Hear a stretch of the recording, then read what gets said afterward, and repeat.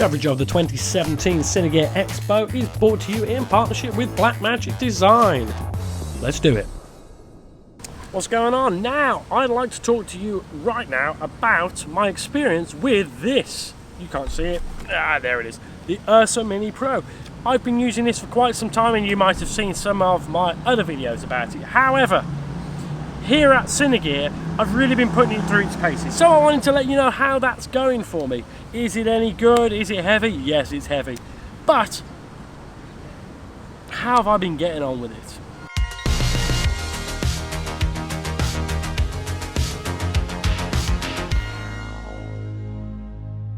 Now, first off, the Ursa Mini Pro is not the first camera by Blackmagic Design, and indeed it probably won't be the last, but I do have one wish from the bat. That is, Blackmagic Design, please don't change the hardware for a couple of years. Let your user base swell and get used to using it. What I found previously with the original Ursa, it was a great idea and it was a great job, hats off, but it had a lot of downfalls. Anyway, enter Ursa Mini Pro 4.6K, and I've been using this for our coverage here of the Cinegear show in partnership with you, which is GH5.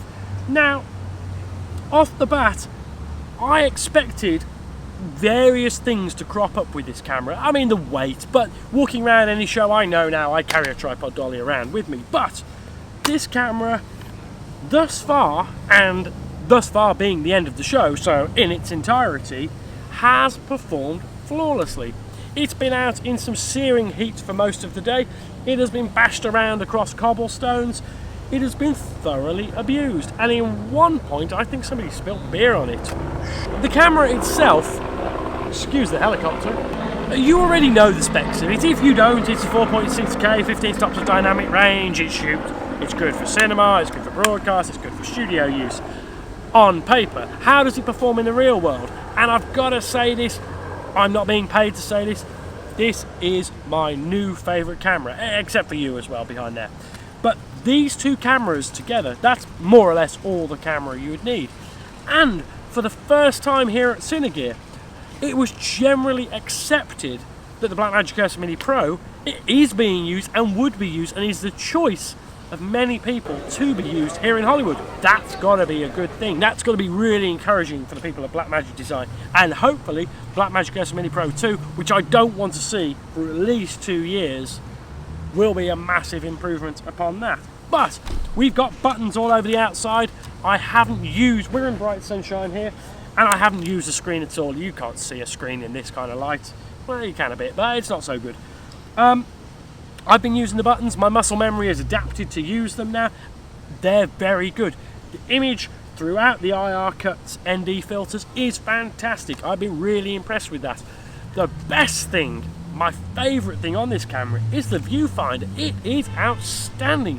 This 1080p OLED viewfinder has really saved the day. That said, being rattled across the cobblestones, I have lost a screw from under there, so I can't currently tighten it, but I'm sure we'll get over that. There are plenty of mounting points, so you can probably see here I've mounted a couple of hot shoes and an overarm to it as well. So I've got more or less everything that I need. I've dropped a mat box and some rails straight onto the shoulder mount rig. And I'll let you in on a secret. This isn't published on Blackmagic's webpage. However, I've been recording 4K ProRes all weekend on old SD cards. Oh, that's the wrong way round. On old SD cards. These are the SanDisk 95 megabit, not even UHS 2 cards, and they have performed flawlessly. You probably have these cards lying around. That's really good to know. CFast card I did use just for testing purposes, but in the main, certainly for news gathering, I'm more than happy with the ProRes that gets recorded onto these. And these aren't UHS 2, did I say that? As well as that, it's been kind of dusty here. I'm running a Canon 2470 and I've needed all of the ND and none of the ND, all at the same time. The camera has performed really, really well. One of the things that I can tell you is here at Cinegear, my role here was to come and cover the show. You can see that I've done a few videos, but I've not done a massive amount. Stand by a second. Where was I? Now, in truth, I reckon a good 50% of this time was actually spent answering questions that you guys had about the Blackmagic Ursa Mini Pro. Wherever I stopped, people wanted to try it on, give it a go, ask questions, find out for themselves. And in the main, the response has been very good. There's certainly a tipping point of interest where people are unsure of what to choose. There's plenty of choice out of there.